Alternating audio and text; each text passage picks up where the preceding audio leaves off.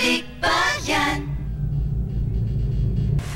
Sa pag-iikot ko sa Maynila, dinala naman ako ng aking mga paa sa Quiapo, the home of a famous church peppered with a dash of infamy, sprinkled with a little mysticism and a healthy serving of history.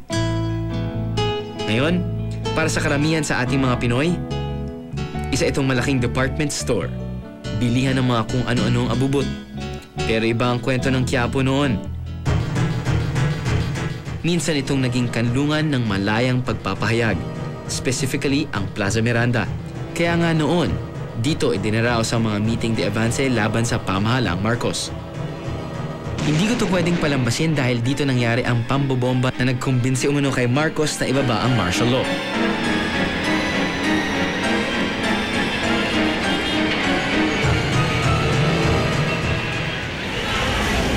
After 35 years, buhay na buhay pa rin ang Quiapo. Tila wala ng bakas ng bombang yumanig sa buong Pilipinas.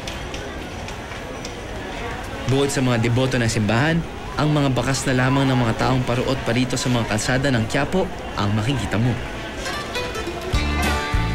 Sa likod ng simbahan, makikita sari-saring kalakalan. At bawat kalsada, may kanya-kanyang specialty product. Lola, oy, ano po yan, Lola? Panggayuma. Panggayuma? Sabihin na natin, pag meron akong gustong isang babae, Susunod na sa'yo. So ano po? Anong gagawin ko po dito? Sulat ng pangalan niya, ilagay mo dyan, sa kalagyan ng lamig. Magkano po ito? 50 lang. 50. Hindi Ito, na... sa kulam, gamot sa nakulam na barang. Ikan mo. Ito, bungang kalog. Bungang kalog? Ano naman po to? Ito rin sa negosyo yan, sa anak buhay, sa pira, buhay na sa pira. Dahil makit yung pira. So parang kinakalog-kalog mo lang po? Oo. Saan? Siguro pag bibili ako ng agimat, ito na po siguro yung bibiling ko.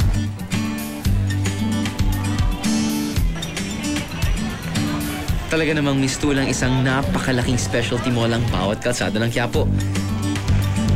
Pero ang pinaka-interesado ako, siyempre, ang R. Hidalgo Street.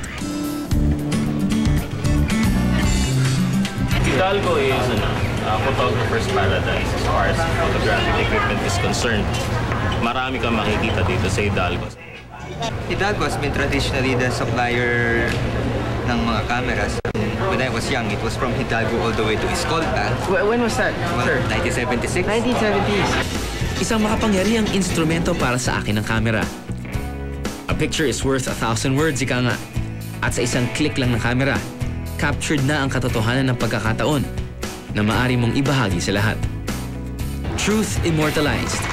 Moments become timeless. At sa pamamagitan ng mga litratong kuha ng kamera, nakikita pa rin natin ngayon kung ano ang itsura ng isang panahong binalot ng dilim at hilakbot. At dito sa R. Hidalgo Street, ilang hakbang mula sa Quiapo Church, ang meka ng mga kamera. Kasi alam mo, Hidalgo, sikat na to nung panahon pa nung 1960. 1960s pa po?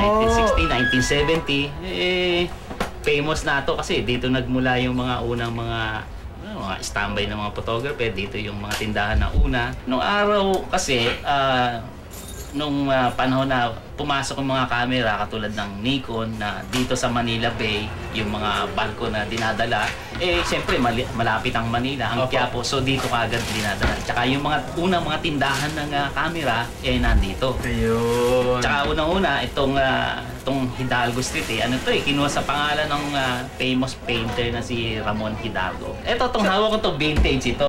Gano'ng kaluma na po yan? 1958. So magkano po to? Sabihin na natin, kunyari, bibenta natin ng 30 million. 30 mil. Oo. Pero hindi naman nagagamit. Magagamit pa rin. Working yan, oo. Working pa rin. Ano, compare mo yung digital at saka itong vintage, di ba? Oh, ang layo na narating ng ng siyensya, no? Oh. Ang layo na nga ng narating ng siyensya. Singlayo rin kaya na tinatamasa nating kalayaan at demokrasya?